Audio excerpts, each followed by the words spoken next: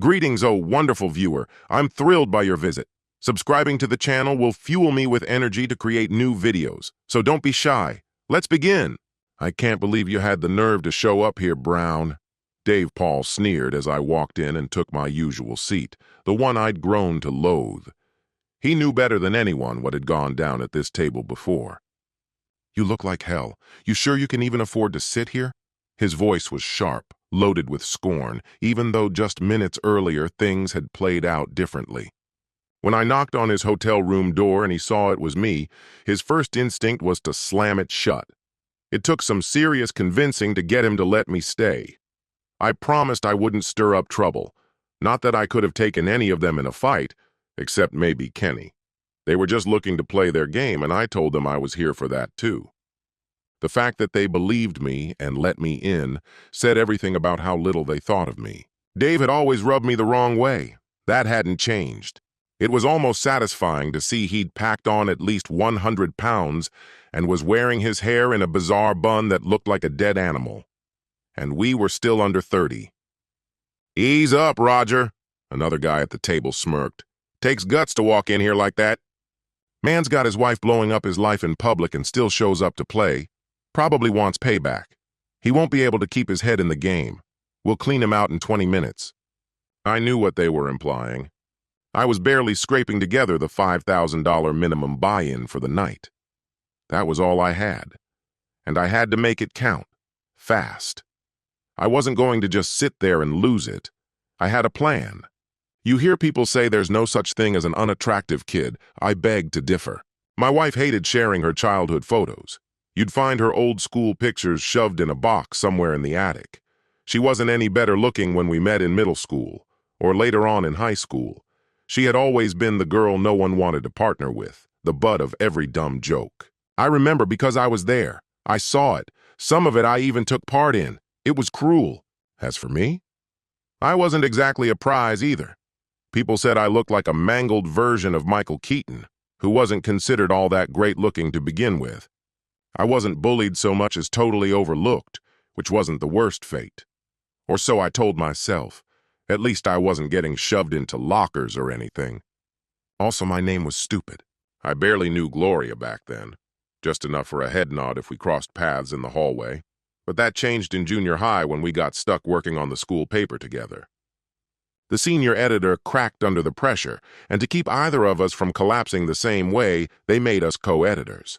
We threw ourselves into that mess of a publication like it was the front page of the New York Times.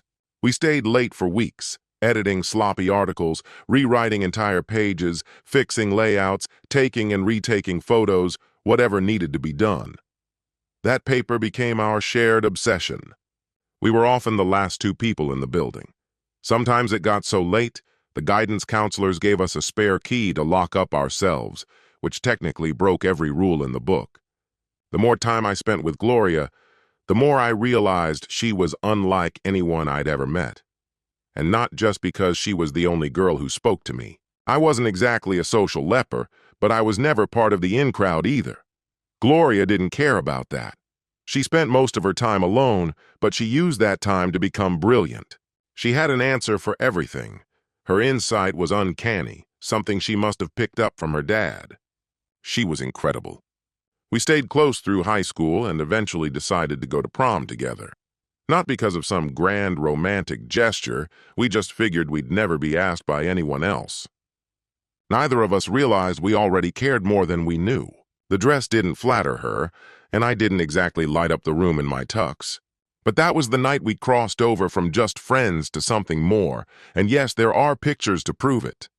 I always assumed we stood on equal footing, but it was in the locker room that I discovered how others truly viewed us. I overheard Brad Wythe telling Dave Paul that I looked like a mentally challenged version of Michael Keaton, and that Gloria, in his words, looked outright handicapped. My fists tightened instinctively. But these were star athletes, high school demigods, and either one could have put me in a hospital without much effort. So Gloria was left open to their ridicule. Once word got around that we were dating, Brad and Dave became some of our most vocal critics. Brad especially would come right up to me and ask how I managed to be seen with her in public without cringing. What I wanted to say was, "You don't know her, she's incredible." But somewhere in their cruelty, there was a grain of truth I didn't want to admit. I wasn't embarrassed by her exactly, but I knew I was more conventionally attractive than she was. I was on the water polo team for a reason. I had the lean-toned build that turned at least a few heads. Was I some kind of selfless hero who didn't care about looks and only appreciated deep minds and rich souls? Absolutely not. I absolutely had lustful thoughts about girls like Davida Delacour, a cheerleader who back then you could have called rail thin. Chekhov once said that striking eyes and hair could redeem an otherwise plain woman. But Gloria's hair was short, too short, and fire red. Maybe her eyes were lovely, but it was hard to tell. Her face was covered in freckles, with just small islands of bare skin in between. But her teeth? They were so large they seemed to pull her entire face off balance. Still, she carried herself with a defiant little smirk that said, "Just wait and see. You never want to admit your parents are right. But in this case, we were." She was right. It just took more time than either of us expected. The summer before her senior year of college, Gloria underwent a complete metamorphosis. Her figure reshaped itself into a subtle, striking hourglass, almost as if it happened overnight.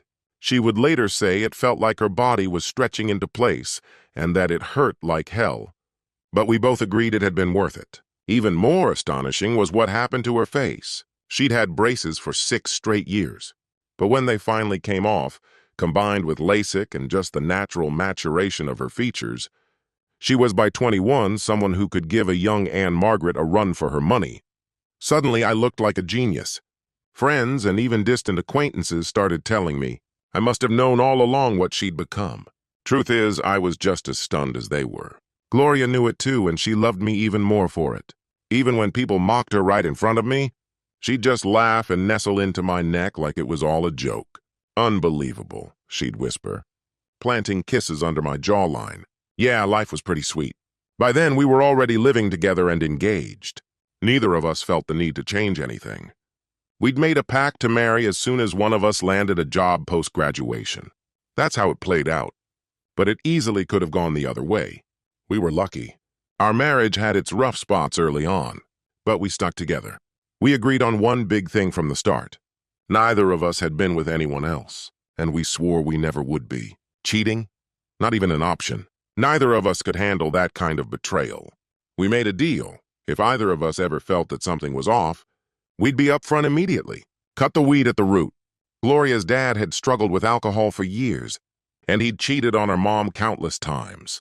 She still loved him, but her feelings about his behavior were strong and unflinching. And I completely agreed. We got married young. Why wait, we figured? We were just happy to have found the right person so early. She used to call me her hot husband. I called her my wow wife. Don't ask. Nicknames are dumb, but we liked them. Our only consistent hiccup was Gloria's inability to handle booze. She was the definition of a lightweight. 2 beers in, and she'd be tipsy beyond belief. Honestly, it only made her more endearing.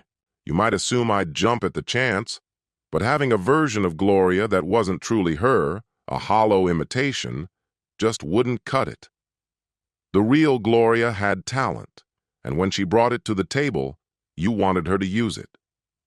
I hoped she'd have an epiphany the second year in a row I stood outside the club bathroom on New Year's Eve, listening to her get sick. Nothing says festive celebration, quite like your wife retching behind a locked door while strangers cheer in the new year outside. Yes, it happened twice. I was livid, but it didn't matter. The real turning point came when she drove drunk and had her license revoked for half a year. The judge ordered her to attend Alcoholics Anonymous meetings. She started going with her father, who'd been part of the program since before she could walk. It actually gave them a chance to reconnect. He'd been absent for years by that point. Oddly enough, we felt grateful for the DUI. It forced us to look at truths we'd long avoided. "Stop acting like you're some kind of righteous genius," she shouted at me once. "You're just like a gambler, same as the rest." "No, I'm not," I told her calmly. "I'm good at it." She didn't have much of a comeback. I'd learned to play poker back in college during my first stats class. When Texas Hold'em exploded into the mainstream, I rode that wave and made decent money. Scratch that, I made American money. By then, we were already living together, And my side hustle sometimes meant we got to eat actual meat instead of another pack of noodles. She never said thank you, but she didn't say no to the chicken either. As we eased into our 20s, I began to notice shifts in her. We'd married young, thinking we'd start our family early. The plan was simple. We'd be energetic, spry parents in our mid-20s, chasing toddlers with ease. Then by our 40s, we'd still be young and healthy enough to enjoy an empty nest. That dream never materialized. For several years, she kept pushing it back. At first, the reasons seemed practical, even temporary. Career moves, more time to ourselves. She claimed she wasn't emotionally ready yet. Then came the talk of travel, of exploring the world first, of waiting until the time was right. Gloria was never one to shy away from adventure. So when her high school reunion loomed, she decided she needed to get in the best shape of her life. We were gym members in name only, but suddenly she was there constantly, working out like she had a contract to fulfill. She asked if I wanted to come, but we both knew it was a hollow gesture. She knew I hated what she wore, hated the constant stream of guys who approached her. So instead of tagging along, I found a fiercely competitive underground basketball game to lose myself in. Her physical transformation was fast and almost surreal. Within weeks, she was down a dress size. To be clear, she'd never been out of shape, but now she was refining her already impressive figure to an almost ridiculous level of perfection. And no, it wasn't for me. One day she left her laptop open, she was rushing for a shower, and curiosity got the better of me. What I found was her scrolling through Facebook, checking up on the flawless, smug faces who'd tormented her in school. Hope Lanwell, Heidi Clemens, Brad and Davida Weed, Roger Mayhew, Dave Paul, the whole crew. They'd all RSVP'd yes to the reunion. That night, I just prayed she wouldn't do something humiliating, for her sake and mine. Maybe, just maybe, facing them would exorcise some of the self-worth demons that still haunted her. Low self-esteem is a brutal captor. As we drove back to the town we both tried to forget, I could tell something was off. She avoided eye contact, a telltale sign that she was hiding something, just like during her drinking days. And I wasn't wrong. "You're really going to press me on this, aren't you?" she asked, eyes wide, pretending to be confused. But I saw right through it. As the reunion weekend drew closer, her silence with me deepened. "It couldn't be nothing." "What are you planning to do tonight?" I asked. "Why don't you tell me what you're thinking?" she shot back. "I can't answer a question you haven't asked. I'm not a mind reader." Her tone carried that familiar edge, irritation weaponized as manipulation. It was her go-to move when she wanted me to back off, to shut down before a fight could even start. And as always, it almost worked. I was already at my limit with her antics, and I had no patience left. If she planned to play her usual mind games, the least she could have done was come up with some new ones. "You know exactly what I mean," I snapped, cutting her off. "Why didn't you let me see the dress?" "Because I want to blow you away with how stunning I'm going to look, you moron," she teased. "I already know how gorgeous you are," I replied. "I'm proud of you. I don't mind if you want to turn a few heads." "Good," she said with a smug little smile. "Because that's exactly what I intend to do. Just don't take it too far, okay?" "What's too far supposed to mean?" I didn't answer. "Come on, Rick, you know me," she pressed. "Have I ever done anything to make you feel ashamed?" Still silent, I glanced her way, unwilling to give her more than that. "Well, except for this," she added under her breath. "God, it's been 3 whole years. 3 years. You'd think that alone would count for something." "Just tell me what you're planning," I said. "Nothing drastic," she said with growing irritation. "I'm going to look incredible, enjoy myself, and remind every single one of them what they gave up. They'll regret how they treated me. But why now? What's the point? Why should they care after all this time?" "Rick, Rick, Rick," she sang with mock sweetness. "You understand a lot of things, but women? Not one bit. Believe me, they care." "So it's really about impressing the women?" I asked. "Mostly," she admitted, a little defensive. "And can you blame me for wanting a bit of revenge on the guys who acted like pigs? Seriously, can you?" "Are you happy with me, Gloria?" I asked quietly. "Is our life enough for you?" She undid her seatbelt, slid closer, and wrapped her arms around me. "Oh, baby," she said softly. "Is that what this is really about? I love you. I love what we have. Please don't ever doubt that." "Yeah, but it's hard not to when everything you say is about you, what you want, how you feel. There's no us in your words anymore, just me and I. And honestly, maybe I should just stay home tonight. Seems like I'm just background to your big moment." "That's not true," she snapped, recoiling from me. "Isn't it?" I said coldly. "What am I even supposed to wear tonight?" "What?" she asked, caught off guard.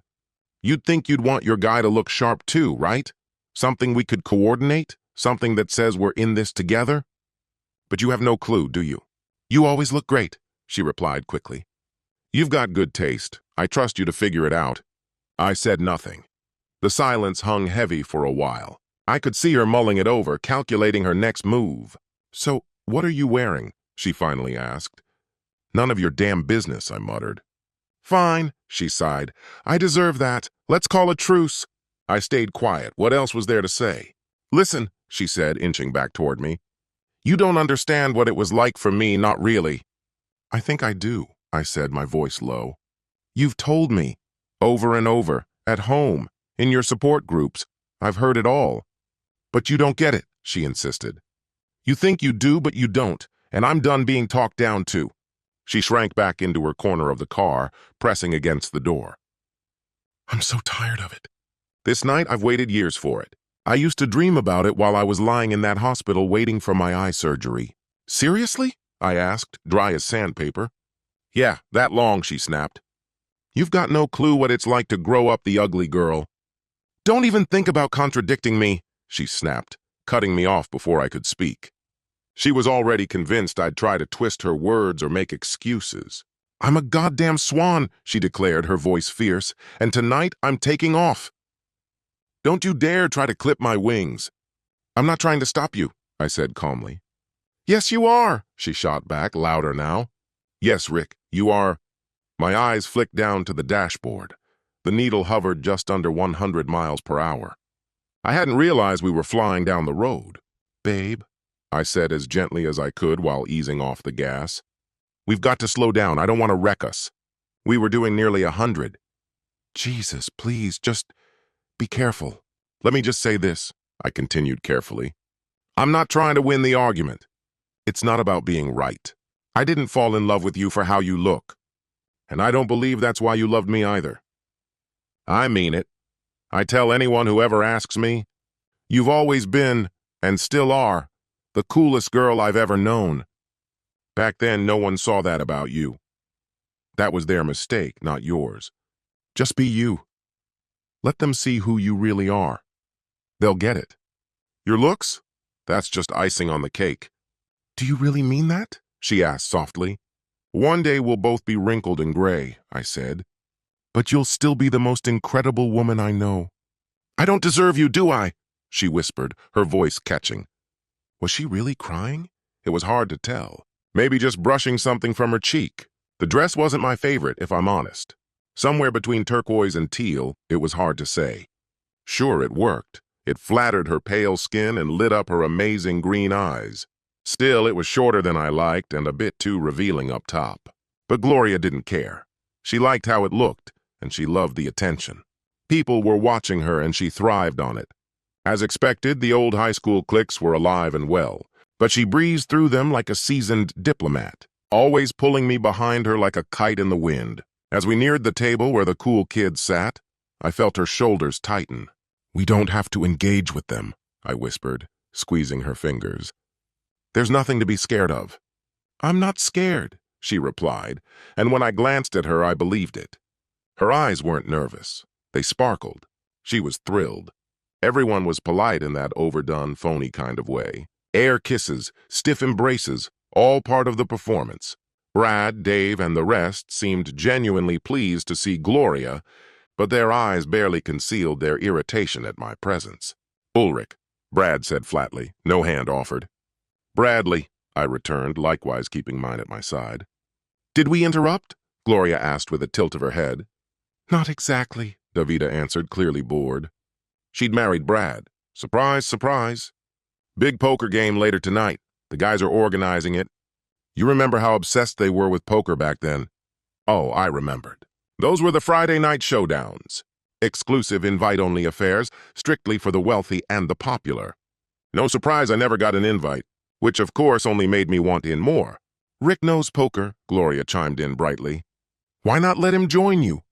Not exactly beginner-friendly, Dave muttered. Pretty sure he's not up to the challenge. I didn't ask to be included, I said, trying to keep my cool. But inside I was seething. Same smug jerks, nothing had changed. He's actually, Gloria began, but I gave her a quick nudge with my foot under the table. Let's not get into it. No need to spill everything. What the hell is your problem? Davida snapped, rolling her eyes. The buy-in's steep, Rick. $5 grand. They won't budge on that, but if you can swing it, sure. You're in. Says who? Asked Roger Mayhew, stepping into the conversation. All of us, said the attractive woman, whom I quickly realized was his wife. I'm with Davida on this, she added. What's the matter with you guys? I'm serious. It's nothing, I muttered, feeling awkward. Brad gave a sly grin. Yeah, right. It's set for 1:30, room 615. If you've got 5 to throw in, sure. But odds are you'll need more. This kind of thing spirals fast. This is high-stakes territory, he added. Not for the faint of heart. I don't know, I said, uneasy. Maybe I'll have to sell my car. Brad snorted. Please, Deparate. You don't even know what kind of car I own. The heat started to rise in my chest. Thanks to Gloria's discreet attention to detail, I was fully aware of both our positions. He should have paid more attention himself, might have saved him from running his mouth. Bradley, knock it off, Gloria snapped, tapping me with her foot under the table. You're going to apologize to my husband. Now, you promised tonight would go smoothly. Don't blow it before it even begins. I turned to her, surprised, just as Davida stared down Brad with a glare of her own. Brad's eyes were on Gloria now, and she was clearly unsettled. You two been chatting lately? I asked. She fidgeted, shifting her stance. Sort of, yeah. Not exactly the picture of grace. Davida seemed intrigued. Brad suddenly found great interest in the ceiling tiles. Why? I pressed.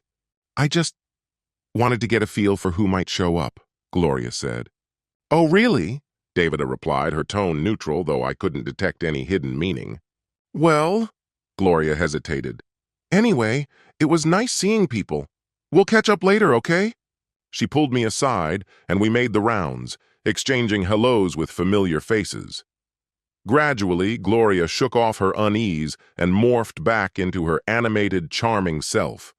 She clearly hoped the awkwardness would just dissolve. I, however, was stewing, tense and silent the entire time. Eventually, I took her aside again. What now? She asked, noticing my expression. Don't give me that, I said. Why didn't you tell me you'd been talking to him? Oh, come off it, Mr. Morality, she said. It wasn't even a conversation. Just a little back and forth about the reunion. Not a big deal. Really? You don't think that's something you'd mention? You know I usually tell you if I talk to a woman, especially someone who made my life hell in high school. She shook her head. I don't get you sometimes. Come on, Gloria. A greeting is one thing. You made it sound like more than that. It's called social media, Rick. Ever heard of it? I don't know what any of this really means, I said slowly, but I can tell there's something you're keeping from me. She gave a dramatic sigh. Oh, God, here we go again. More talking. That's all we ever do. Well, not tonight, she said, her voice sharp. This evening is mine. And I'm not letting you wreck it with one of your tantrums, got it? I just stood there stunned. This version of her was foreign to me, something I hadn't seen in over 10 years, not even after a few drinks. Let's just have a good night, she said more gently. We can talk all you want tomorrow. You'll still be around, right? I was fuming, and she noticed. Okay, she said, her tone shifting again. I screwed up, I admit it. That wasn't cool. Then her voice softened. Rick, I only reached out to a few people to be sure they'd come tonight, that's it. Now, let's go enjoy ourselves. This is our moment. Let's make it count. I wasn't entirely buying it, but I let her take my hand and guide me onto the dance floor. She looked absolutely stunning in that dress, and we danced a couple of songs. Still, something was off. She seemed distant. When we danced before, it was always just the two of us in the moment. But tonight, her eyes kept darting around the room. "Should we find a seat?" she asked at last. "These heels are murdering my feet." "Sure," I replied, guiding her to an empty table. Our drinks hadn't shown up yet when Brad appeared beside us, seemingly out of nowhere. "Mind if I dance with her?" he said, pretending I wasn't even there. I opened my mouth to say she was tired, but before I could get the words out, Gloria sprang up and offered him her hand. "I'd love to," she said brightly, walking off with him without a backward glance. I stayed where I was, watching them for a while. She wasn't scanning the room anymore. All her focus had zeroed in on him. "Is this seat taken?" I felt a soft touch on my shoulder. I looked up to see Davida smiling down at me. "Please sit," I said. "Oh, you don't have to get up," she added as I stood to pull out her chair. "Thanks. Want a drink?" I asked. "I do," she said, lifting her half-empty glass. "Good to see you again," I offered. "You too, Rick," she replied, noticing how my eyes were glued to the dance floor. "Something's going on over there," I muttered. "I think you're right," she said. "Unfinished business." "What do you mean?" I asked. She always had a thing for him. Everyone knew it. "I didn't," I said. "All I ever heard was how terribly he treated her." "The girls knew," she said, her expression darkening. "That was before you two got serious. Why would they have told you?" "Yeah, why would they?" I said bitterly. "He found out she liked him and made her suffer for it." "What a jerk." "He was," she agreed. "And you? Were you part of it? Was it as bad as she made it sound?" "I'm not proud of it," Davida admitted. "But yes, we all were." "Why? Do you even realize how much that damaged her?" I know," she said, twisting her hands together. "We acted like a mob, like predators going after the weakest. I can't even explain why we did it. People pretend nothing ever happened on nights like this," she added. "But I came tonight hoping to tell her I'm sorry for all of it." "That's good of you. But from the looks of it, she has her own priorities this evening." "Yeah," I said. She didn't feel the need to clue me in, just said it was her night. "Her night," Davida echoed. "What do you think that means?"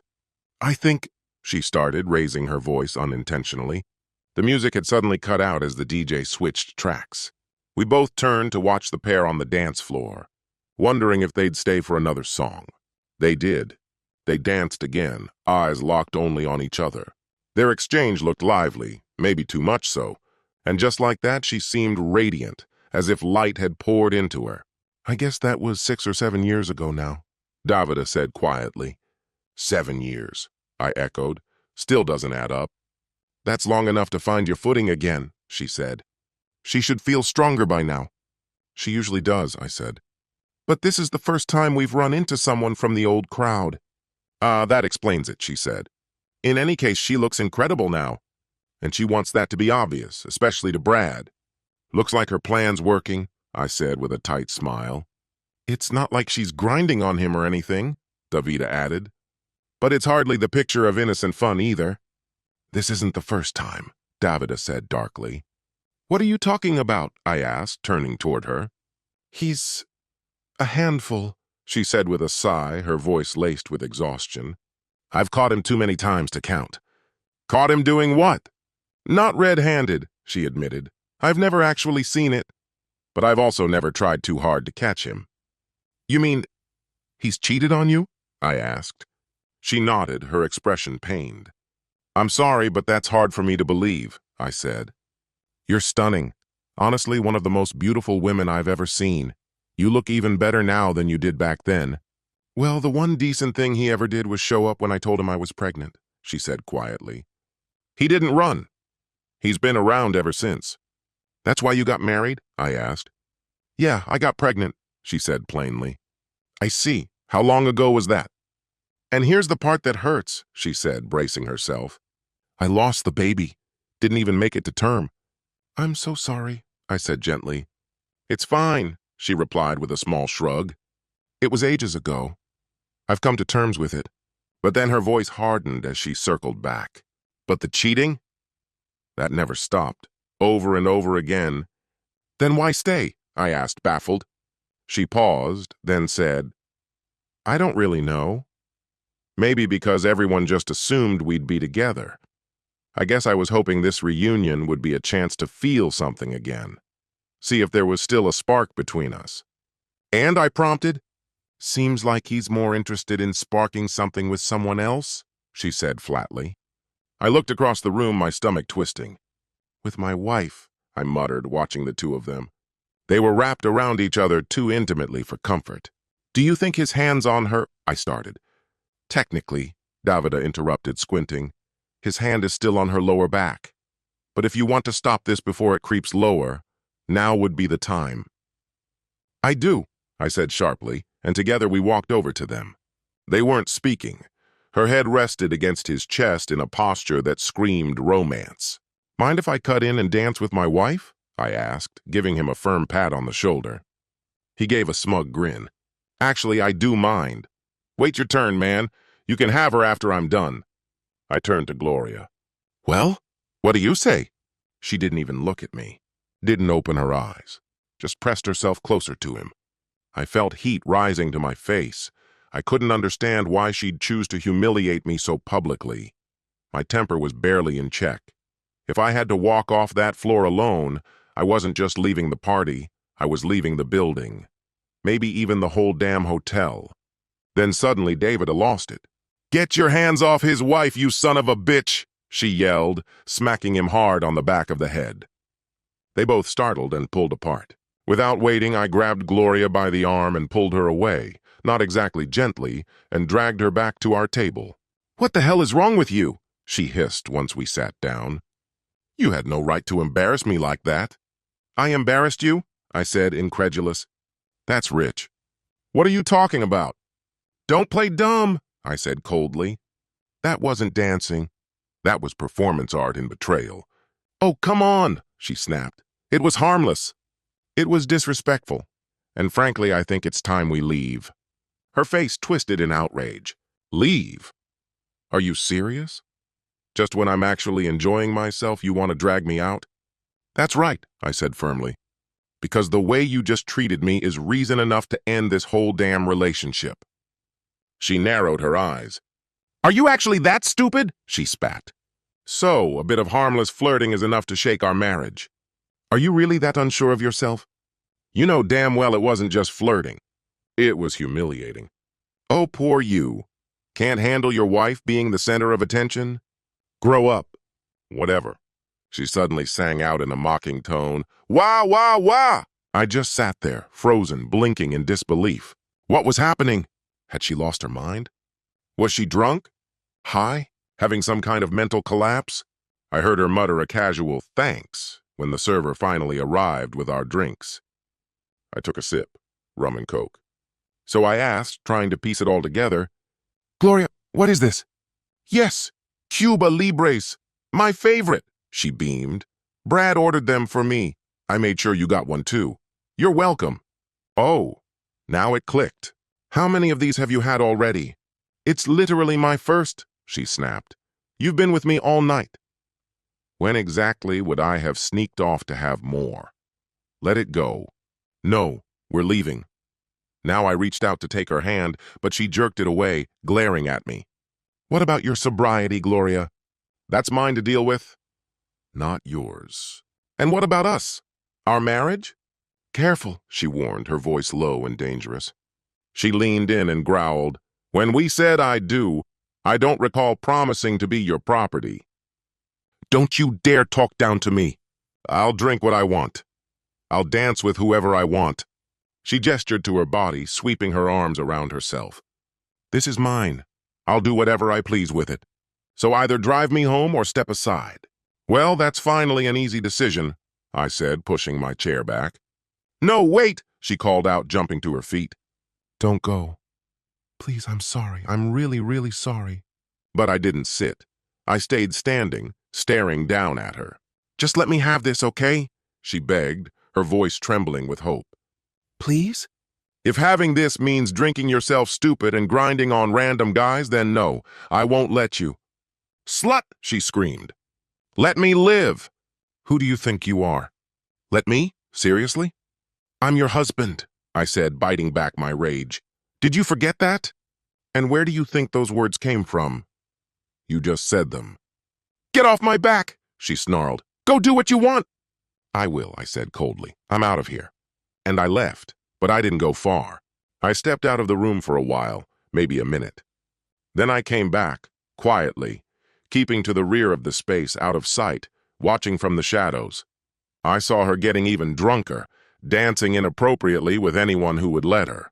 But she always ended up hanging on Brad and Dave. Brad, especially. No one said a word to me for ages. Probably didn't know what to say. Probably didn't want to say anything. Honestly, I couldn't blame them. Eventually, Kenny Kirk and Roger Mayhew came over with a peace offering, a beer. I had always liked Kenny. Roger? Not so much. He ran with Brad's crowd. Still, I played nice. But as I looked around, I realized Gloria was gone. Just disappeared. I peeled away from those two and took the elevator to our suite. Empty. She wasn't there either. I sat for a few minutes, shivering in the cold of my own thoughts. Then I said screw it, and went to room 615, the only other place she could be. There was noise inside, laughter, music, movement. Someone was definitely in there. I pressed my ear to the door, but I couldn't make out who it was over the noise.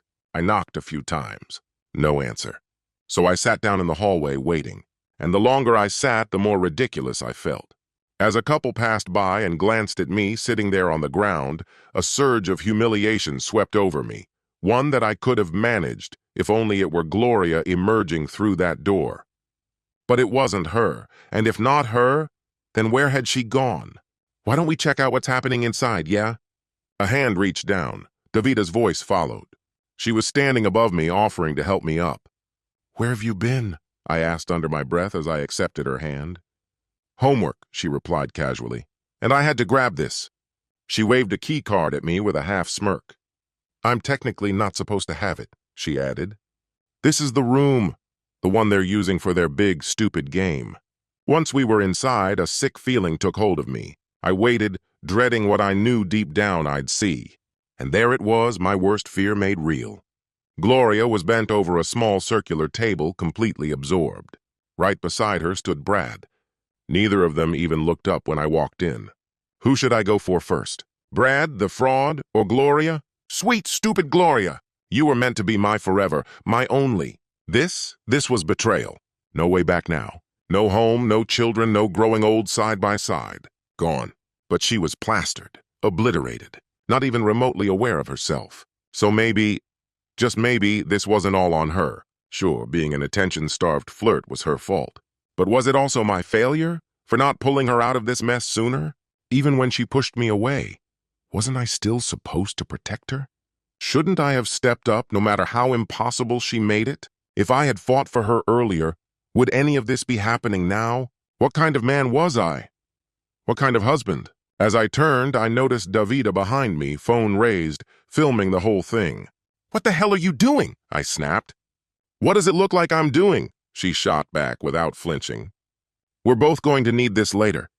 Why? I asked, inching forward, trying to wedge myself between Gloria and Brad. Because it's not what it looks like, she murmured, stepping closer to get a clearer view of the scene. Davida? Brad choked out, startled. Jesus, how the hell did you get in here? You're supposed to be with Hope and... She didn't answer him, just stared.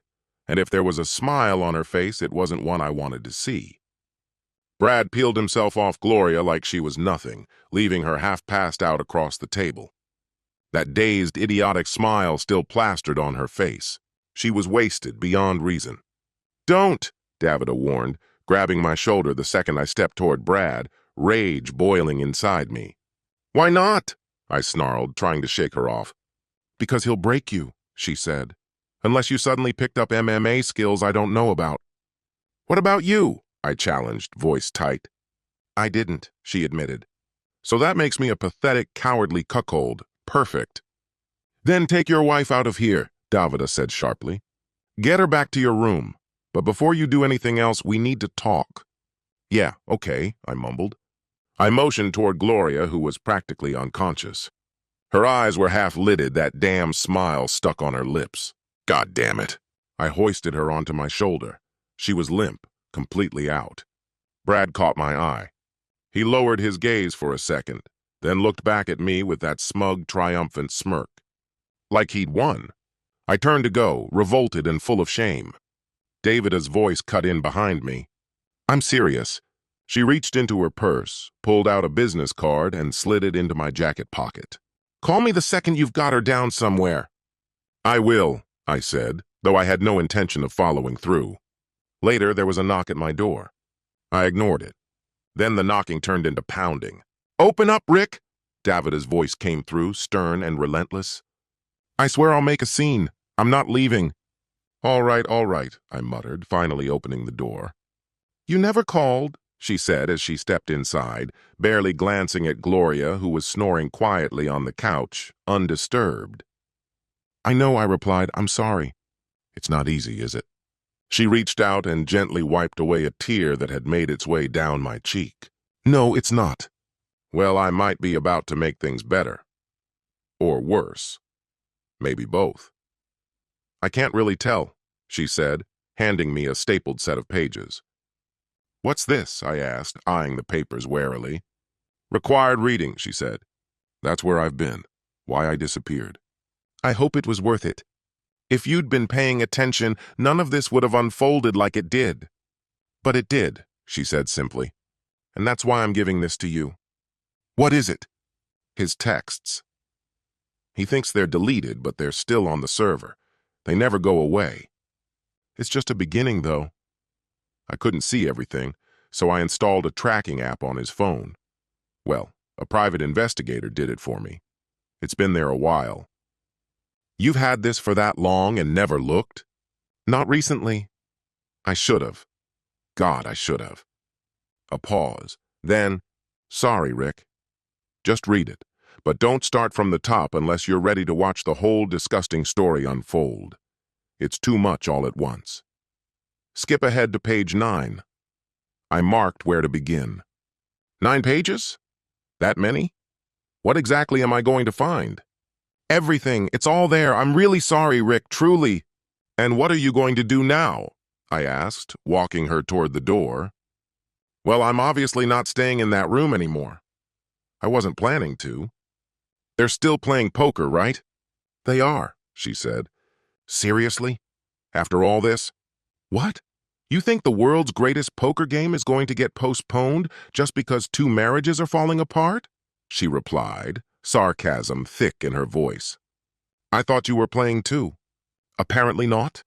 I was going to crash with Laura and Hope, but that's not happening either. Hope and I need to talk. Probably Laura too. I've got my own room now. Not that I plan on sleeping much. Same. You know, she added softly, if you don't want to be here with her, you could come with me. I think I'd like that, Davida, but it doesn't have to mean anything, she said quickly, brushing my cheek with a kiss before turning to go. But it could, if you wanted it to. That part's up to you. Thanks, really. Not yet, she said, walking away. Just start on page 9. It won't help you feel better, but at least you'll understand. Once Davida had gone, I lay back on the spare bed and opened the pages, flipping straight to page 9 like she told me. When I finished that section, I went back and read it all from the beginning. She hadn't been exaggerating. It was overwhelming. But she was right about something else, too. It was better to know. Get up, I said, nudging Gloria. She mumbled, still half asleep. Wake up, you idiot, I snapped. She stirred a little. What? What's going on? We're leaving. I don't want to, she murmured, rolling back over and drifting off again. God damn it. All right. This was going to be tougher than expected, but I was going through with it. Luckily, the lobby was empty when I guided Gloria to the elevator and out to the car. The most bizarre thoughts drifted through my mind. I slid her into the back seat of my Lexus without a word. The night air clung to her skin, making her feel like a corpse. She was trembling from the cold. I felt nothing. I kept her suitcase on the front seat with me. Putting it in the trunk would have reminded me of the blanket we stored there. But even if I had, I doubt I would have used it to cover her. A glance at the dashboard clock gave me a strange jolt. Just 12:15. It felt much later, like morning should already be breaking. That would have made what I had to do a little easier. Still, there was one more thing to take care of. The phone call. Hi, Rick. Karen's voice answered after a few rings. I didn't expect to hear from you tonight. I know, Karen. I'm sorry, I said. Hope it's not too late. It's a bit late, yeah, but don't worry. So, how'd the reunion go? We're still on for lunch tomorrow, right? I hesitated. I'm not sure. Listen, I'm calling to give you a heads up. I'm bringing Gloria to your place. What? You're leaving her here? What's going on? Her tone changed, sharper now. She isn't drunk, is she? Well, yeah, but that's not... What did she do? Karen cut in. She hooked up with someone, I said flatly. I can't be around her right now. What did she do? Karen practically screamed into the phone. I could barely hold back the bitterness. There's always some explanation, isn't there? I said, voice dry. Look, don't worry about it. I'll be there in 15. She was waiting at the front door when I arrived. Neither of us spoke as I lifted Gloria in my arms and carried her upstairs to the spare bedroom. The same one we'd used so often during better times. Karen stood by quietly, watching her daughter lying there in a rumpled dress. I turned to leave, ready to head back out to the car, but she caught my hand. Come back tomorrow, she said gently. You need to talk. I don't want to, I replied. There's nothing left to say. She'll only lie again. You don't know that, Karen said. You have to let her explain. You can't throw everything away. 10 years over one night? I didn't throw anything away, I snapped. I wasn't yelling, but my voice tightened enough to make her flinch. I'm sorry, I said quickly, softening. I didn't mean to take it out on you. It's okay, she said, touching my arm. It's a rough night, that's all. Thank you. But please come back tomorrow, 12:30 like you planned. If not for her, then for me. That's low, Karen, I said. Not fair. That's not like you. I know, she admitted. That's how much I mean it, please. All right, I said, you win, but only because it's you. Thank you, she said, wrapping both hands around mine and giving them a warm squeeze. We'll find a way through this. I've already made up my mind, I told her.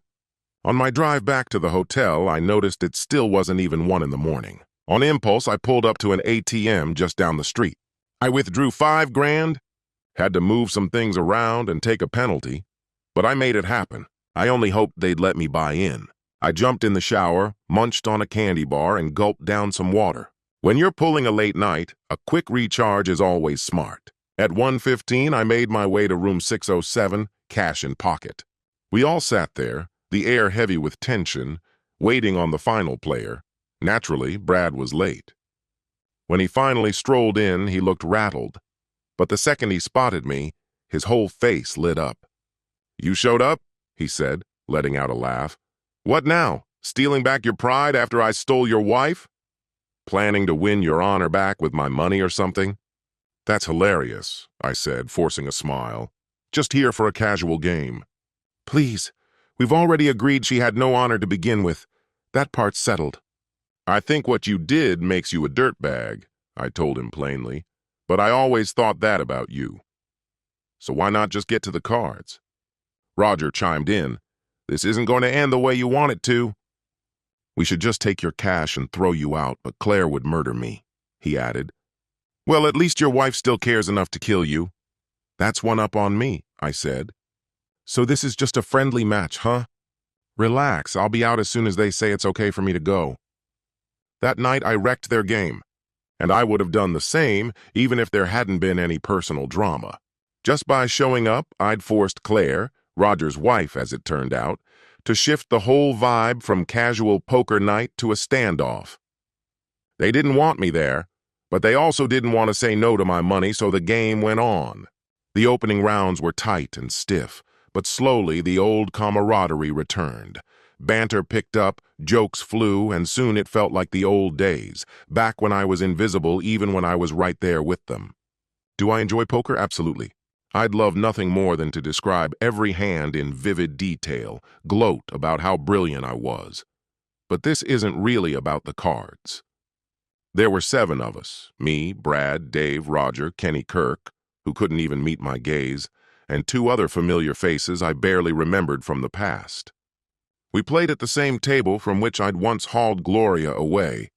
Thankfully, there wasn't a trace of her left on it. As things unfolded, I found out Brad usually dominated games like these. He probably expected the same tonight. But I started watching him closely. I had a hunch something wasn't right. As the first game wore on, my suspicions solidified. At one point, he was about to play a card when our eyes locked. He paused. He knew I'd caught him, and he realized I had every reason to call him out. So he had no choice but to keep it clean.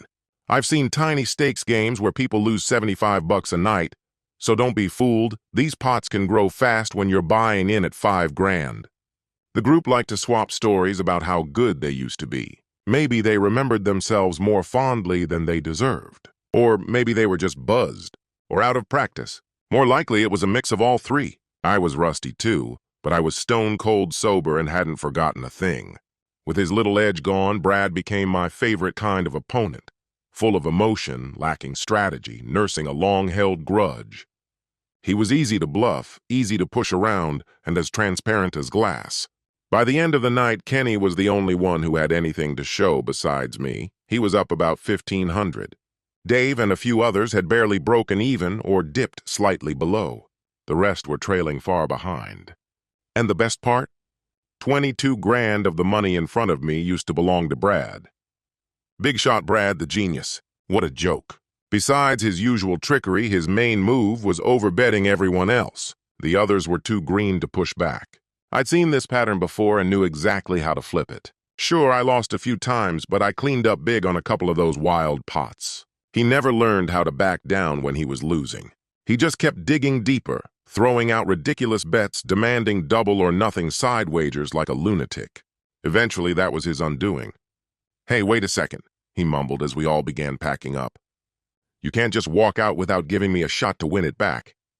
"We're finished, Brad," said one of the guys. I think it was Doug. He seemed more focused on settling the chips and counting payouts than getting into it with Brad again. Maybe he was just lost in the nostalgia. Brad turned to me with a sneer. "What do you say, jackass?" Feel better ripping me off like that? "It doesn't undo what happened," I replied with a grin. "No, of course not. But it sure feels good. Give me another shot. Just one more game, you and me." "You've had your chances," I replied coldly, waving a wad of bills in front of him. "I'm sorry, okay? And besides, I don't think you've got anything left worth wagering." "I don't want your busted car," I said. "Got a Rolex or something?" "No. But I do have something else you might be into," he said cryptically, grabbing his phone and heading toward the exit. "I'll be right back. Stay put." The door closed behind him, leaving the room in heavy silence. Kenny still couldn't meet my eyes. I passed the time by leaning in way too close, invading his space and watching his discomfort grow. "She's not speaking to me," Brad muttered, strolling back inside like he hadn't just stormed out. "Dave, Raj, go get her now. Don't come back without her." "You mean, like, grab her?" "Just bring her here," he snapped. Then turning to the rest of us, "Anybody smoking? Let's take 5. Grab something from the minibar. There's still cold beer in those tiny liquor bottles." "Just water for me," I said. "Figured," he smirked, tossing one at me. "No booze for you." "It's almost morning anyway," Doug added. "I'm switching to water, too." "I think I should bounce," he added. "Don't be ridiculous," Brad said lazily, sprawled across the couch like someone who hadn't just lost $20,000. "This party's just getting warmed up." Minutes later, Dave and Roger returned, dragging Davida between them like she was luggage. "Brad, what the actual hell?" she shouted. "If you want to talk to me, go through my lawyer." "Why'd you send those creeps after me?" She scanned the room, eyes darting from face to face. A lone woman surrounded by guys, all loyal to the man she despised. For a moment, her face tightened in fear, but then her gaze landed on me, and her shoulders eased. She raised an eyebrow. I matched it. I didn't have a clue what was happening. "I don't know what this is, but you can—" "Don't talk!" Brad cut her off, voice sharp and commanding. It wasn't the first time he'd talked to her like that, you could tell. He had size and presence, but he leaned on intimidation like a crutch. "You like the house?" he asked. "What?" "Just answer. Do you like the damn house?" "It's going to be mine anyway." "Sit down," he growled. "I've got something to tell you." She stepped forward, stopped next to Kenny. He caught the hint and, after a long pause, stood so she could take the seat beside me. Brad continued. Enrico and I owe a huge payment soon. We won't make it because of Ulrich. What are you talking about? She demanded. I took 15 grand from the safe Friday before we left. Played a game, lost. You what? She gasped. He's going to kill you. I'm not even joking. How could you be so stupid? It's not on me, Brad insisted. I usually win. You usually cheat, someone muttered. Probably Doug. Anyway, Brad went on, most of my equity in the business is tied up in that house. A house? She shrieked. You signed nothing. How could you do that without me? He didn't answer. Her voice broke. So, you're a cheat in more ways than one. Tears streamed down her cheeks. Relax, there's a way out of this, he said. And this is where you come in, he added, turning to me. You and I, just us, one-on-one, no tricks. All the cash you drained from me, all to spite her. Her, I repeated. Me, she corrected. Have you lost your damn mind? Whatever she said, I echoed. No, it actually makes total sense, he chimed in. I kept your wife company, now it's your turn with mine. You've always had your eye on her. Everyone does. I'm not your wife anymore, you bastard, she snapped. What makes you think— Hold on, I said, gently laying a hand on her arm. Brad, aside from the fact that you're being disgustingly obvious in front of this decent man. Oh, she's something else, he began. Not just disgusting, I cut in, but I can't think of a single encounter worth more than $20,000. I'm sorry, Davida, I said, turning to face her. You know how beautiful I think you are, but I thought it was 15 grand and now we're up to 20, she shot back. You really are a pathetic mess, Brad. She laughed, turning toward me. And don't worry, Rick. I doubt I'm worth that much anyway. Maybe more than once, Brad muttered. Hey, Kenny Kirk, how much would it cost to spend time with someone like her? How would I know? Kenny bristled. Oh, cut the crap. Everyone knows you dabble, Brad said, laughing with the others. Suddenly I felt a wave of pity for Kenny. He might never afford someone like Davida, but he probably had a ballpark figure. Well, Kenny said, scanning her from head to toe, she's not exactly fresh out of college. I'm 28, Jesus, Davida snapped, clearly offended. Get me out of here. This is degrading. 1,000, Kenny offered. Sounds about right. So, Brad concluded, that's 22 times. Seems more than fair. That's insane. Like hell I would, Davida hissed. Sorry, Rick. No offense. What? I asked. You're not seriously going to let him talk about you like you're for sale? I'd be more insulted if you thought I'd actually go through with something like that, she said, giving me a grateful smile and patting my arm. You two are adorable, Brad sneered. But let's be honest, Davida, you've already been thinking about this. If the store tanks, we don't just lose the house, he continued. There won't be child support coming your way. I'll be broke. You'll have to find a real job. No more pretending to be a designer. It's not a game, Davida snapped. Sure it's not, Brad said with a mocking laugh. So how much did you earn last year? You might want to rethink everything, he added casually. She wouldn't do it anyway, Kenny piped in. I know her type. She'll string you along to get her money back and leave you hanging. Oh, so now you're talking to me? I said sarcastically. Thanks for the bulletin. Here's one for you. Water is wet. He slumped into a chair. I hated piling on, but the guy was unbearable, and neck deep in today's scheme. He wasn't just a spectator, he was a co-conspirator. So no sympathy was due. Fine, Brad said. The payment isn't due until— He glanced at his phone. About 2.5 weeks from now. If she backs out, you don't owe me anything. That gives you just enough time to make it happen before you get tired of her.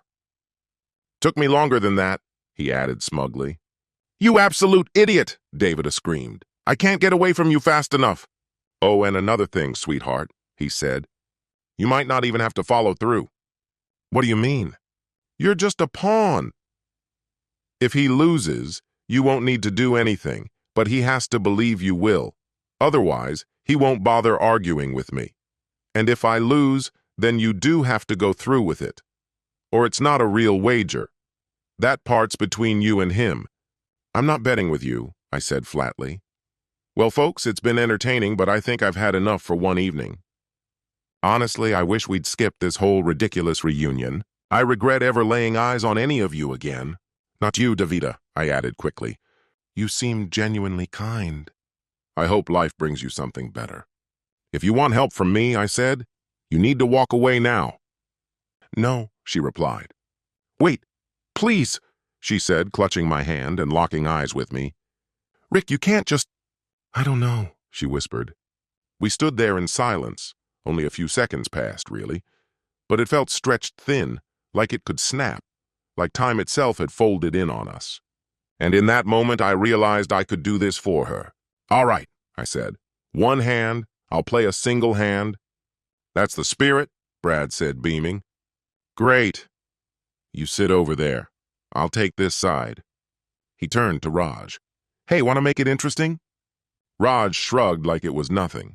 Sure. Why not? Suddenly he was all confidence, putting on a show.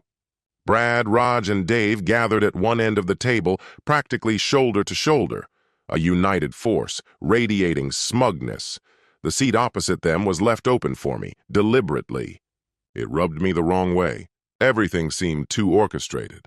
Honestly, these guys were abysmal at poker. They couldn't bluff to save their lives. Roger was the worst. His face was practically a billboard. There's one thing, I said, pausing. Doug, would you grab my jacket? It's on that chair over there. Left side pocket. There's a pack of cards I picked up at the liquor store earlier. Cards? Dave asked. Yeah, I replied. Considering what's on the line, we should probably use an untouched deck. Brad and Dave glanced at each other. Whatever concerns they had, they couldn't voice them now. I had them. Doug tore the seal off the pack and rolled his eyes. Seriously? Disney princesses? Hey, I said, it was this, or My Little Pony. I'm not exactly the armadillo whisperer. Davida looked confused. I have no idea what that means. Kenny knew, I said with a grin. Obvious, wasn't it? I don't know either, I admitted. We both laughed quietly, and with that, the game was on. Brad couldn't win a straight hand to save his life. Maybe it was bad luck, maybe it was karma. I landed a full house. He had a straight. Close, but no jackpot. One card away from a straight flush. Ouch. That's ridiculous, he muttered bitterly. You deal with her, I said. Once you're through, wire the money over like we agreed. I don't owe you anything, I said coldly, and I never have. What are you talking about? That was the bet. She was in it for the cash. Brad, Doug chimed in, clearly no longer on Team Brad. Have you ever gambled before? It wasn't her for the money, he added. It was her against the money. You lost a fortune, then tried to up the stakes and lost again. That's it. Game over. Let's go, Davida said quietly, slipping her hand into mine. She turned to Brad. I don't ever want to see you again. Don't come back here. No matter how long we own this place, you're not welcome. Let Hope and her sister come collect your junk. Hope? Yeah, I heard about that too, jerk. Maybe her husband will let you crash at their place. I'll go ahead and ask him for you. Davida, listen. Don't. Just don't. She cut me off and we stepped outside. Your place or mine? She said dryly. Yours, I replied. Mine still smells like her and the bed's a mess. We took a seat in the two chairs by her window and locked eyes. A couple of minutes passed in silence before she stood, grabbed 2 water bottles and handed one to me. So what's your plan? She asked. What? About her. Ah, I muttered. We're basically done. There's nothing left but the yelling. You're really certain? You two were together for years. You always seemed like a perfect match. You think so? I snorted. That's one opinion. Hers doesn't quite line up. I don't buy that, she said quietly. She got involved in something she couldn't control. That's all there is to it. No offense, Dee Dee, I muttered. But you put up with a hell of a lot more than I ever would. The schemes she cooked up, the things she wrote in those texts. How am I supposed to move past that? You can forgive, even if you don't forget, she replied with a small smile. Oh great, another cliché. Why are you smiling? My irritation was starting to surface. This isn't funny. I'm not laughing. Sorry, she said quickly. That's not what I meant. I didn't mean it like that. Then what did you mean? You called me Dee Dee. You've never done that before? You never let me. That's not true. I never knew you that well, I said. You were always way up there. Homecoming royalty. And me? I was just... me? There's no Dee Dee now, just Davida. I owe you an apology too, I think. You don't. You never wronged me, she said. You've always treated me well. I just didn't really see you, I admitted. That's not your fault. I'm not going to go through with it, you know, I added. With what? Forget it. I'm going to return his money. If I could take him down without dragging you into it, I would. But I couldn't live with myself if you got caught in the blowback. Oh, Rick, that's the sweetest damn thing. She laughed through her nose. But seriously, do what you need to do. I'm not nearly as useless as he makes me out to be. He just likes having someone to hold on to. And still, no, I'm serious. Things aren't going great right now, I'll admit that. But that's because I'm here. I've got a degree. I know people. I'll be fine once I get back to the city. We're already in the city, I said. She raised an eyebrow. No, we're not, I corrected myself. I'm in the city. Damn it. I really need to start changing the way I look at things. Take your time, Rick, she said, rising from the chair and sitting beside me on the bed, arms wrapping around me in a hug. It's going to take a while. And yeah, it's going to hurt. It's going to hurt like hell. What's your secret? I asked. She chuckled. We're not in the same boat, you and me. Not even close. My opportunity passed me by a long time ago. I've had 6 years to make peace with that. 6 whole years. I know, don't say it, she cut in before I could speak. You don't have to. I know I'm not strong, she continued. I ran away. I should have left years ago, but fear held me back. That's okay, I said. I'm not judging you. I mean that. I had good offers too, she insisted. Plenty of them. I believe you. I could pick up the phone, land a real job, no, a real career by next Friday. I wouldn't be starting at the bottom either. That's incredible. I just need to move into the city, she added. We both fell silent, letting our thoughts drift in different directions. So, she finally said. So? 22 times. I told you we weren't going to talk about this, I reminded her. Then why did you even play? She challenged. I thought you wanted me to. No. Well, maybe I misunderstood. She stared into my eyes, studying me. Wait a second, she said slowly. You did it to save me, didn't you? You were trying to undo the damage for me. Yeah. But that was a massive sum of money, and it cut you deep. I gave a small shrug. And people say chivalry's extinct, she whispered. She pulled me into a firm embrace. Then why did you play the prince's hand? They tried to trick me. I've still got some pride left. You might not think it after tonight, but I believe it, she said. So that's how it played out. Seems like it, I said, smiling. I couldn't control the outcome. I get it, she said with a laugh. You really are something else. You think so, huh? I chuckled. Back to our disagreement, she said, suddenly serious. I told you to let it go, I said a bit sharply. That was never the point. You don't have to do anything. But what if I want to? What? I've always had feelings for you, Rick. Come on. I mean it. I'm not joking. All right, tell me then. I couldn't help smiling.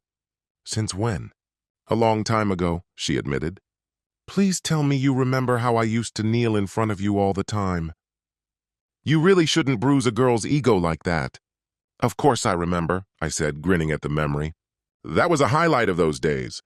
Only then? She asked with a playful pout. No, it still is. But didn't you do that for everyone? Absolutely not, she said, her voice tinged with annoyance. Sure, I teased the athletes now and then, but who else did I ever do that for besides them and you? Kenny said you did it for... What's his name? I ran into him earlier tonight, and Pat Lowry, they're full of it. I never did a damn thing for them. Never. So why me? Gloria looked flustered, then admitted, honestly, it started with her. She kept going on about how sweet you were, how you stood by her when everything fell apart. I respected you so much for that. She glanced down, then back up. And after that, I couldn't help noticing you. How clever, how genuinely kind you are. Funny, too. Let me get this straight, I said slowly. You were drawn to how I treated Gloria, My girlfriend? And then you decided to mess with me to get noticed? I know, she said, grinning sheepishly. I was young, okay? I didn't have many tools in the toolbox to show I liked someone. That was my method. And now? I asked, teasing. Not much has changed, she replied with a smile. Maybe I've upgraded my vocabulary a little. She leaned in toward me just close enough, paused there. Leaving the choice up to me, I leaned in too. We kissed. If I asked you out, I said, would you say yes? She hesitated. I'm not sure. Honestly, who really knows? So many little things had to line up just right for this moment to even happen. It felt like a soft letdown. But even 10 years later, the answer hadn't changed. Still, she added, but I know I like you. She sighed. Maybe it's too soon. I don't know. But if it's not, I didn't need time to consider it. Things with Gloria were already over. Not too soon, I said, low and certain. A few moments later, we stopped talking. Eventually, she turned to me and asked, what's your plan for today? I don't really have one, I told her, except I promised to be at her place by 12:30. Her mom's expecting me, and I need to head home tonight, work tomorrow, so I can't leave later than, say, 8:30. Okay, she said thoughtfully. That's hours from now. Then she grinned. So here's what I'm thinking. We're probably both hungry, but we can hold off. First, we enjoy a little more of this. Then you go to your thing, and after that you come back and take me out for dinner. I like that plan, and somewhere nice, she added. A little birdie told me you can afford it. Smart bird, I said, smirking. But he talks too much. Maybe he can help you pick the place. Next chapter. When Karen opened the door, her shoulders dropped with relief. I wasn't sure you'd show, she said. I'm sorry I'm late, I replied. I should have called. Didn't mean to be rude. No worries, she said. We're just happy you made it. Everyone's out back. As I stepped into the yard and saw Gloria, I could tell she'd come prepared, for a fight if necessary. She was dressed for summer. Burgundy shorts, a purple and white knit top sitting at the glass patio table.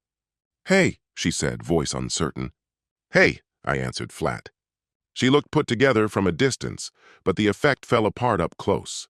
Deep circles under red eyes, makeup struggling to mask the wear and tear. I'd seen this face before, so many mornings and afternoons, long before the DUI. She looked wrecked. Good, because so was I. We just stared at each other for a while, not saying a word. The silence dragged on until Karen finally cut in. For God's sake, you two, she snapped. This is ridiculous. You're both here to talk, so talk. You're staying? I asked her. I want her here, Gloria cut in. You can be intense when you're mad. I don't mind, I said, turning to Karen. I never asked you to leave. Karen nodded, stayed quiet. Go ahead, honey, she said gently. I want to, Gloria said, then faced me fully. Rick, I'm sorry. Are you? I asked, cool and sharp. Yes, Rick, she said again, more firmly this time. I'm really, truly sorry. For what? I growled. Was it because you got caught enjoying yourself with that guy? Or was it because I saw it happen?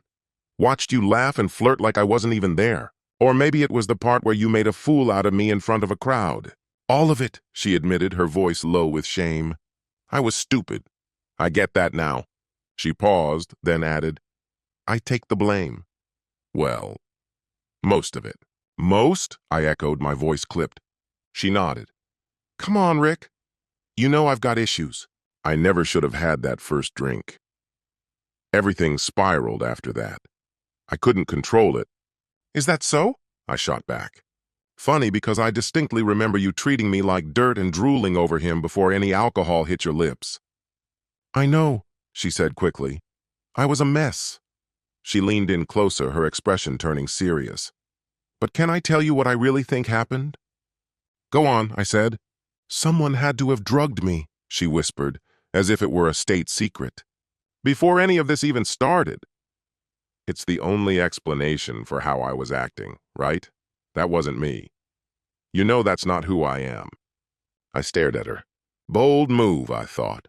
Too early to pull the victim card. You'd think she'd at least try an apology first. That could be it, Karen chimed in. Otherwise, why would she act like that? Exactly, I said. In that case, let's head to the ER. Get a full panel done. If there's anything in your system, we can go after whoever did it. No, wait, Gloria blurted, shaking her head. It's probably gone by now. I mean, the night's over. There's no proof left. And anyway, she added quickly, I wish you'd come to get me. Maybe this all wouldn't have happened. There's nothing to prove. No one saw a thing. And for the record, she said firmly, I wasn't enjoying myself with him. You weren't, I repeated, not as a question. I'm pretty sure Davita's got a clip on her phone that tells a different story. There's a video? She shrieked. Oh God, Rick! Relax, I said calmly. No one's going to post it online, even though, frankly, you earned that kind of fallout. It was recorded by a woman who just wanted a record of what happened. Not some creep trying to get clicks. But you never know, I added. We'll see. That's what I'm trying to say, she insisted. That jerk. You saw me. I wasn't there. I mean, mentally. I didn't even know what was happening. You know how I get. Oh, believe me, I said with heavy sarcasm. I'm very familiar with your routines. She broke down. But where were you? She cried. I know I messed up, but you disappeared. You just left me, alone. And those guys, they just took advantage. You're supposed to be my husband. You were supposed to be the one who protected me. From yourself, you mean? I said, unable to hold back the bitterness. That one hit a nerve. So now this is all on me? She asked, wounded. No, she added after a pause. That's not what I meant. I own how it all started, Rick. I do. But you should have been there, too. We both screwed up, she said. Yeah, I admitted. I made mistakes. I get that.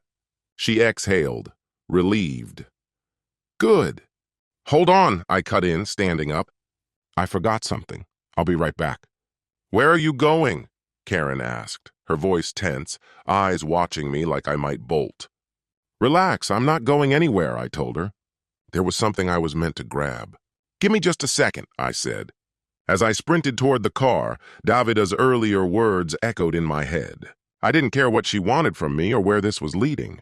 Whatever her reasons, she had just changed my life forever. Gloria had so much misplaced confidence in me that she didn't even try to mask her unhinged rant. She just charged at me, brandishing a gun like a lunatic. Spin?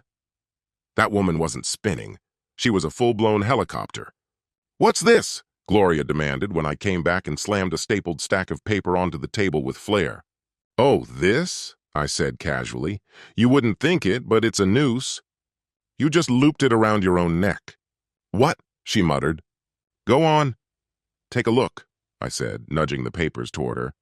It's a complete record, your entire text history with Brad. Wait, what are you saying? Yes, everything, I said. Davida had managed to get it all off her phone. Check it out.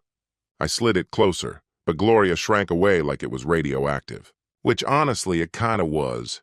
Tears started streaking her cheeks. What's happening? Karen asked. What's in that? Davida called it educational reading, I replied. Let's jump to page 9. That's where she suggested I begin. Seems like the perfect place to start. No, Gloria whispered, tears flowing faster now. No, no. And here's Brad, I continued, asking, you think we can really pull this off? And your loving wife replies, I know we can. Then Brad says, how? I'm freaking out. I have to be careful. He'll lose it and we'll fight. If I treat him like garbage, he'll leave, she texts. He needs time to cool down so it doesn't get too violent. Keep him distracted and we'll have all the time we need. You think that'll work? Brad asks. Totally. You don't know half the stuff I get away with, she replies. I'll butter him up for a bit, but it won't last. He'll blow up, but then he'll get over it. And then we'll have our fun. But what about DD, he texts. He'll be handled, she says. Hope will step in, I read. Thank you, he replies. Because I'll stop training with her if she doesn't, she adds. Hope to, she says. You're awful. And guess what, Karen? That message ends with a wink emoji. But wait, it gets better. After a few more exchanges, she sends this. If we get caught, you're taking the fall, okay? I'll say you lied for me. I'll pin it on him like I always do. Me? Brad replies. You're the one who dragged me into this. Don't worry, she texts. I'll make sure he doesn't come for you. I can handle him. I know you can, babe, he says. But can you handle me? And that's the end of the thread. Gloria? Is it true? Karen asked quietly. For a long while, Gloria said nothing. I kept my gaze fixed on her, arms folded, expression unreadable. Finally, she spoke, soft and broken. Okay, yes. I know this is a mess, Rick, but please, we can make it through, she said softly, desperation in her voice. I love you. Only you. I swear. It was just Brad. He... And then she broke down again, sobbing uncontrollably. Just tell us what happened, sweetie, Karen urged, her tone surprisingly gentle. I had to give her credit. For all the hell Gloria had just dragged us through, Karen still managed compassion. Maybe she really did love her daughter, even after learning what kind of selfish manipulator she truly was. I kept listening, not out of sympathy, but for the grim fascination, like waiting for the tick of a bomb. He was the one I could never have, Gloria muttered, blinking herself into coherence. He was stunning, and he treated me like garbage. She hesitated, looking away. I just wanted him to want me. To finally see what he missed. To regret not choosing me. So you never actually loved me, I snapped, the words like acid. I do love you, she insisted, trying to take my hand. I pulled back immediately. You're my everything. I swear, Rick. Always have been. It was just... I don't know. I guess he was the what if that never went away. Oh, Gloria, Karen sighed, disappointment etched across her face. It didn't begin like that, Gloria protested, trying to defend herself. At first, I just wanted him to notice us and to see what he gave up. I thought he'd be jealous, eat his heart out. But then I saw his picture in Davida. He still looked amazing, and she's beautiful. I knew I couldn't compare. I think what she's trying to say, I cut in bitterly, is that she was embarrassed to be seen with me. That I wasn't enough to make Brad jealous. She didn't argue.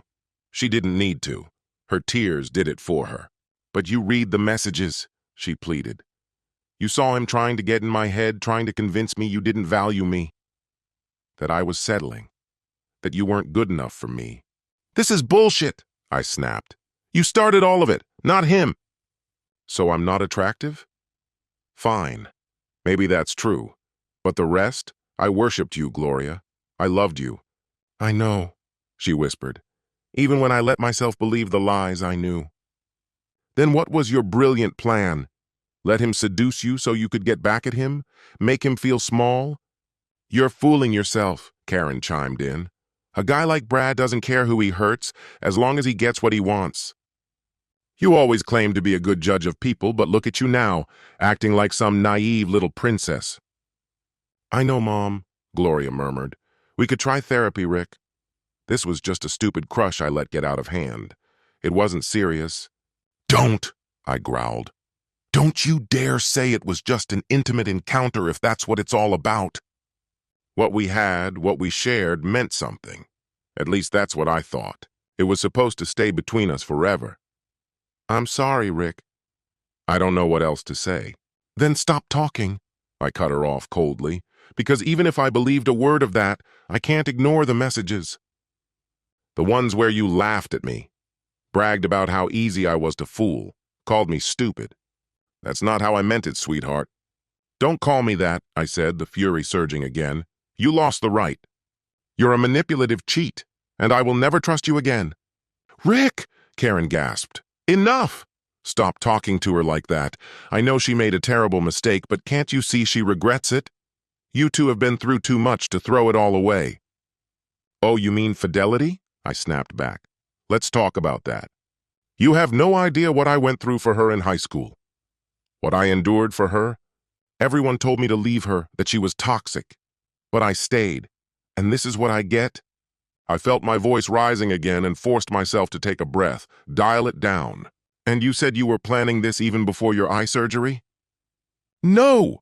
Gloria gasped, horrified. That's not what I meant. I just wanted to come back looking amazing. For you. That's all, I promise. Spare me, I scoffed, like I'd believe anything that comes out of your mouth now. You're a liar. A cheater. This whole conversation started the moment I caught you red-handed. I can't, Karen broke down, her voice cracking. Stop! Both of you, please! She buried her face in her hands, the room collapsing into chaos. I can't believe this is really happening. So you're finally ready to make me a grandmother. Could you two maybe just... Grandchildren? I said, smirking as I lifted the folder again.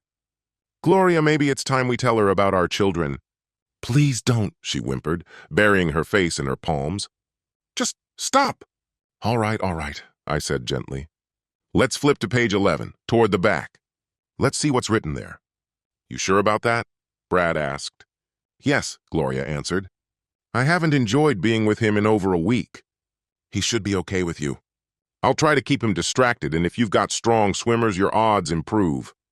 I want one truly stunning baby. After that, he can father as many as he wants, but I need at least one beautiful child. And it won't be with him. What are you thinking right now? Take a look at this, Karen, I said, holding up the document. See that symbol? It's a smiley face with its tongue sticking out. Can she possibly degrade me more? Karen just stared at Gloria, visibly sickened. Actually, I said, she might still have more in her. I'm completely lost here, Karen mumbled. I can't find it right now, but somewhere she wrote she'd give him 2 opportunities to patch things up. And if those didn't work, she'd meet him halfway just to ensure it happened. Please stop this, Gloria cried. And then she adds that if the child turns out particularly attractive, she might consider having another with him down the line. He says he's thrilled I'll be raising his kid and footing the bill, and she responds by saying secrets turn her on. You used me like a damn punching bag, didn't you? I growled, spinning toward Gloria and stepping in close. Karen shrank into her chair, looking just as wrecked as Gloria. I love you, I said softly, walking over to kiss Karen's forehead. I hope we can talk again. I really do, and thank you for everything, but I can't stick around for her anymore. I think you know what I mean. No, I really don't, she said, her voice drained of hope. I'm leaving it all with you two, I added, placing the folder back on the table. I can always get another copy for the attorneys. Rick, how am I supposed to get home? Gloria asked. How do I get to work tomorrow? Not my problem, I said coldly. And when you get there, don't expect to stay. Go find a trashy friend to move in with or sleep around, whatever. It doesn't matter. The locks will be changed by the time you return. This is my house too, you jerk, Gloria screamed. I paid just as much for it as you did. I put in the same amount of effort. Stop screwing with my mind. This is going to get nasty. Nasty, exactly, I said. Perfect choice of words. That's the heart of it, isn't it? Driving back to the hotel was brutal. Sure, I scorched her, but does it really matter? The woman I loved most turned out to be a lying, scheming person who decided I was too unattractive to father her children. I may have outperformed Brad in life, earning double his salary with a more promising path ahead, but when it came down to it, he still ended up the winner, just like always, and solely because he was better looking. I had feelings for Davida, strong ones, but she wasn't Gloria. No matter what Gloria did, she was always the most captivating woman I'd ever known. That truth wouldn't change. If Davida and I were ever going to make it, I'd need to start appreciating her for who she was, not who she wasn't. She believed in me. She saw something deeper and was willing to take the risk, despite the heavy emotional wreckage we both carried. Maybe this wasn't just some rebound fling. Who knows? She might turn out to be just as incredible, given enough time. We'd spent 21 times together so far. I tried convincing her we were down to 15 or 16 by now, but she insisted we measure by sessions, not occurrences. To her, we were still in our first session. That was pretty damn cool of her, wouldn't you agree?